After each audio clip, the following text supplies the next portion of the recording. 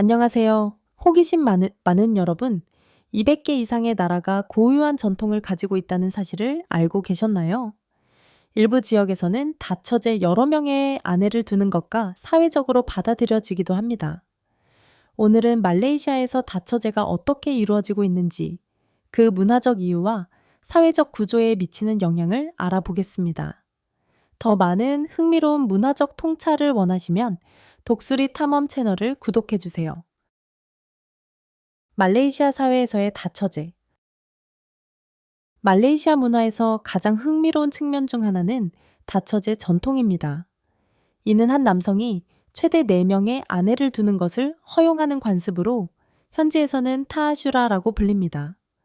그러나 이 관습은 단순하지 않습니다. 말레이시아의 복잡한 문화적 가치와 신중한 선택 과정을 깊이 반영하고 있습니다. 역사적으로 다처제는 말레이시아 왕족과 귀족들 사이에서 자주 행해졌으며 이는 지위, 권력, 영향력의 상징으로 여겨졌습니다. 이는 단순한 결혼 관계만이 아니라 영향력 있는 가문 간의 동맹을 강화하는 전략적 실천이기도 했습니다. 말레이시아에서 결혼은 두 사람의 결합 이상의 의미를 가집니다. 그것은 가족을 하나로 묶는 중요한 행사이며 문화적이고 종교적인 전통에 깊이 뿌리내리고 있습니다.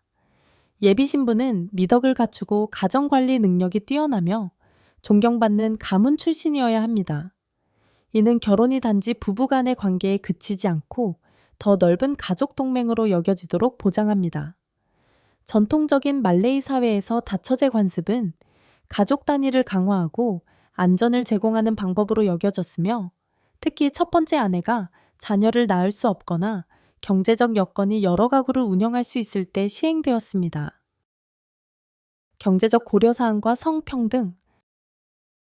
말레이시아에서 다처제는 문화적 수용을 넘어 남성의 경제적 지위도 강조합니다.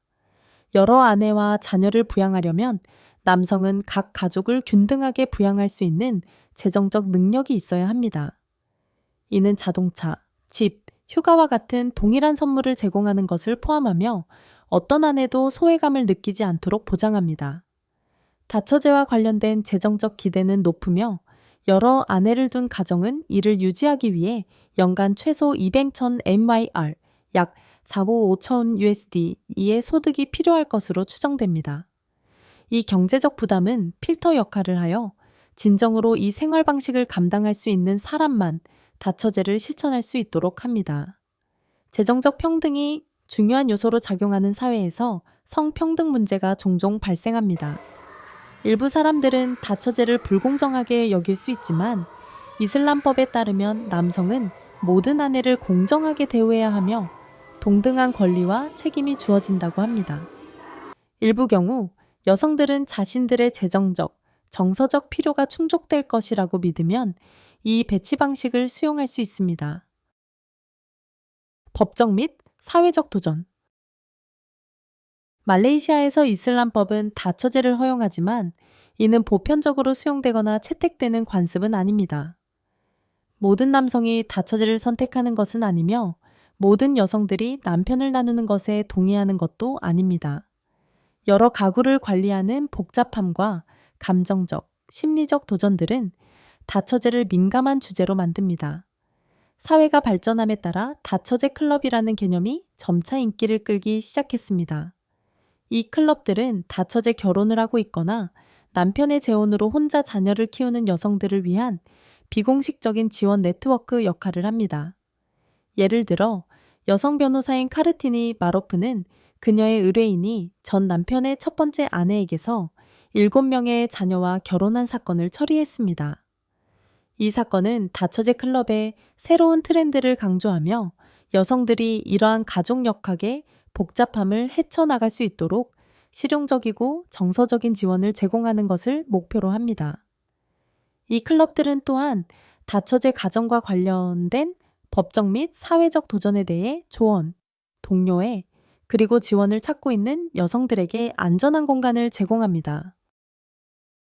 브루나이에서의 다처제. 동남아시아의 녹색 진주로 알려진 브루나이에서도 이슬람법에 따라 다처제를 시행합니다. 이 전통은 국가의 종교적, 문화적 유산과 깊은 연관이 있습니다. 추가 아내를 두려면 남성은 몇 가지 조건을 충족해야 합니다. 첫째, 그들은 현재 아내의 동의를 받아야 하며 새로운 결혼을 진행하기 전에 상호 합의가 이루어져야 합니다. 또한 남성은 여러 가구를 평등하게 부양할 수 있는 재정적 능력을 입증해야 하며 이는 브루나이의 법체계에서 엄격히 시행됩니다. 브루나이에서의 다처제는 또한 이슬람 법정의 승인을 필요로 하며 이를 통해 결혼이 종교적 및 국가의 규정을 준수하는지 확인합니다. 법은 다처제 관계에서 공정성과 평등의 중요성을 강조하며 남편이 각 아내를 공정하고 존중하는 방식으로 대할 책임이 있음을 명확히 합니다. 이 법적 틀은 남용을 방지하고 다처제가 브루나이 문화의 안정적이고 존중받는 부분으로 유지되도록 보장합니다. 예멘과 파키스탄에서의 다처제. 예멘에서 다처제는 이슬람법에 따라 합법적으로 허용되지만 상대적으로 드물며 결혼한 여성 중 약 2.5%만 영향을 받습니다. 이 관습은 주로 농업이나 가사 노동에서 추가 인력이 필요한 경제적 요인이 남성이 두 번째 아내를 맞이하려는 결정을 내리게 하는 농촌 지역에서 더 많이 나타납니다. 예멘의 전통적인 농촌 공동체에서는 다처제가 노동력 부족에 대한 실용적인 해결책으로 받아들여졌으며 여러 아내가 가사와 농업 책임을 균형 있게 분담하는 역할을 했습니다. 역사적으로 다처제는 가족의 부와 연속성을 보장하는 방법으로 여겨졌으며 특히 대가족이 강력한 원천으로 간주되는 공동체에서 중요하게 다뤄졌습니다. 그러나 예멘이 현대화됨에 따라 생활비 상승과 자원의 제한 등 경제적 도전이 다처제를 더 복잡한 실천으로 만들었습니다. 이 시기에는 다처제가 종종 사회적 기대와 관련이 있으며 성평등에 미치는 영향에 대해서 비판받기도 합니다.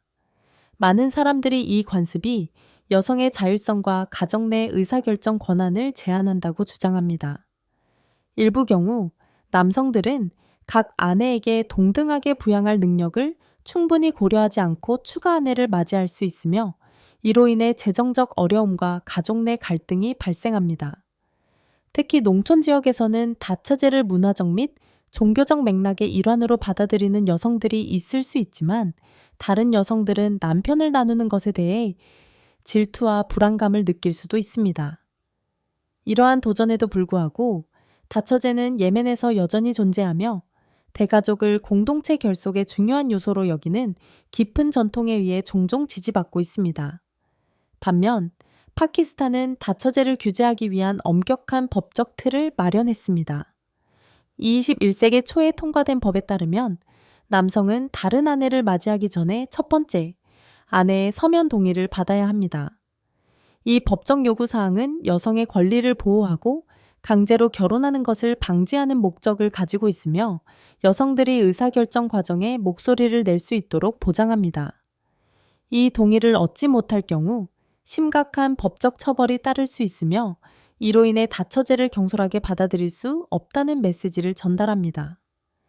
이 규제에도 불구하고 파키스탄의 일부 농촌과 보수적인 지역에서는 여전히 다처제가 지속되고 있으며 전통적인 관습이 현대 법 시스템에 영향을 미치고 있습니다.